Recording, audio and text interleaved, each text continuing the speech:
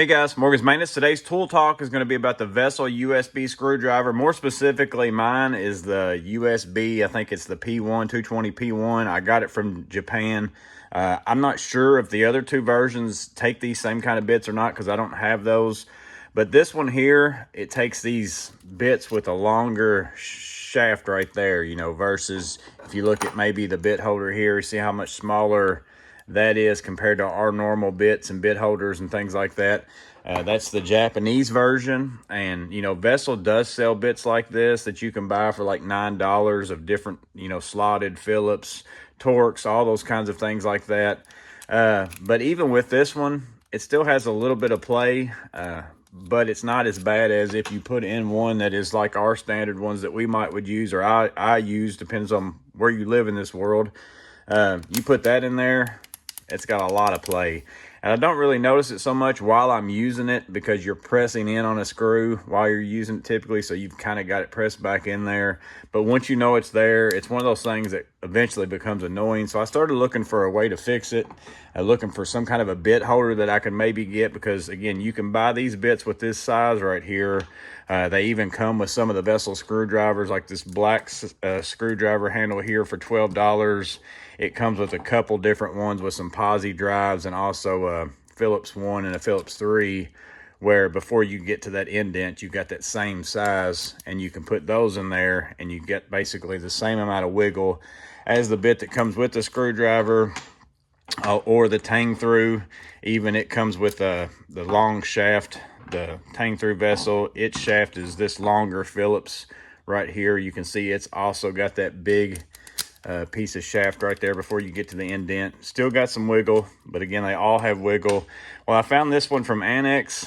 It had this same size shaft here, and it was a bit holder. I kind of assumed that it was probably going to take that size of a bit, and that is the case. You know, that's really what that's made for. So all that would really do is extend my problem farther out. I've still got the same issue. So I was trying to come up with a way to fix it. Basically, I'm wanting it to work with the bit holders that I use all the time, and then that way also I can just put my normal bits in it, so I can make this screwdriver be whatever I want it to be anytime I want it to be. So I remember back whenever I posted this video for this screwdriver, that George Hayes Violin, he talked about packing his full with aluminum foil, basically to make up the difference between those two shafts, and then that's how he's using it with his Vera rapid adapter, and he said he loves it that way. But of course, then if for some reason you wanted to go back to your standard shaft, it's going to stick out too far. So I started thinking, how am I going to do this? I started out with,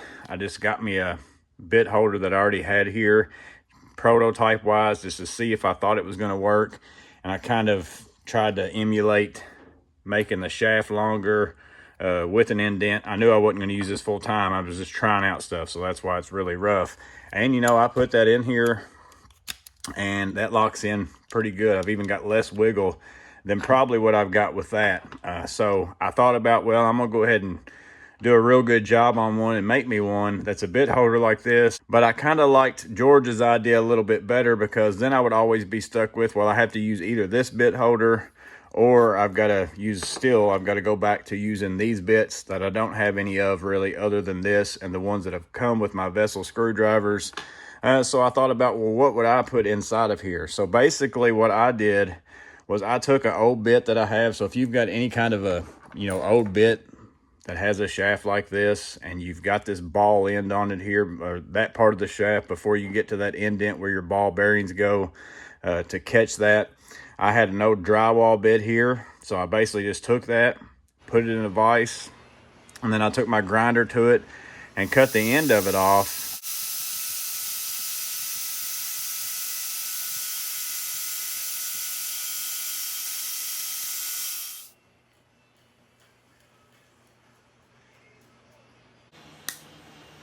And then I filed it down a little bit just to get the rough edges off of it, as you can see here. And then that left me with this little piece right here. So this was basically on what I cut off right here. And I just cut it basically right flush with where it connected with that little indent right there. And what that allows me to do is I can now take that and just put it inside of my Vessel screwdriver. It's the same as your regular shaft. So it's really the same thing that goes down in there. It's basically this little piece right here. And then if I pull that open, it drops down in there. And then now if I take my 5/16 and quarter Malco, I can put that in there. And I mean, that is tight. I got very little play at all in that shaft now. So I've even got it tighter than what the Japanese bits are as far as this shaft right here. I've got that tighter. I can take and pop this out. That piece stays in there. I can go over to a DeWalt one if I want to. I got that one in there. That works fine. Or if I want to go with the longer shaft, and again, with these now, I can take and put in any bit I want to. So I can go get my ECX bits, put them in this, use it whenever I'm doing electrical work or whatever it might be, or go with the shorter ones, the Milwaukee ones. Again, basically any standard bit as far as, unless you live in Japan probably, any standard bit that you would normally use now fits in there. And to me, it fits in there tighter than what even the vessel shaft that goes in there is. So, and then on top of that, let's say I don't want to use this bit holder anymore and I want to go back with this, because I actually do like this bit. I like how slim that is. It can get you in some tight spots. I can pull out this Milwaukee bit, and as long as I'm still in this position right here and that collet is not pulled up like that, if I flip that upside down, my little piece won't come out of there. It can just stay in there all the time. But if I do hold it upside down, if I want to take that out and go back with this style bit, I can just pull down on that now, and that little piece will come out, and I can have that and swap back over to the Japanese bit. So it kind of gives you the option to be able to use both.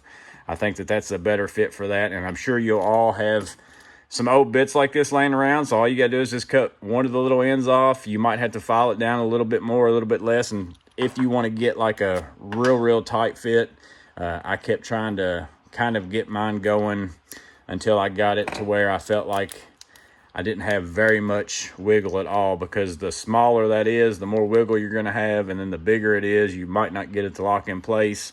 There's a pretty good amount of play in there that you can go with it, but the closer you get it to where you want it to be, the tighter that's going to be, and ultimately that's what you want. So that's just what I did. It's very easy, doesn't cost you anything. It's just a matter of cutting that off and putting it in there. And again, I don't know if the low speed and the high torque both use those same Japanese style bits there. Comment below if that's the case, but this might be something you want to do.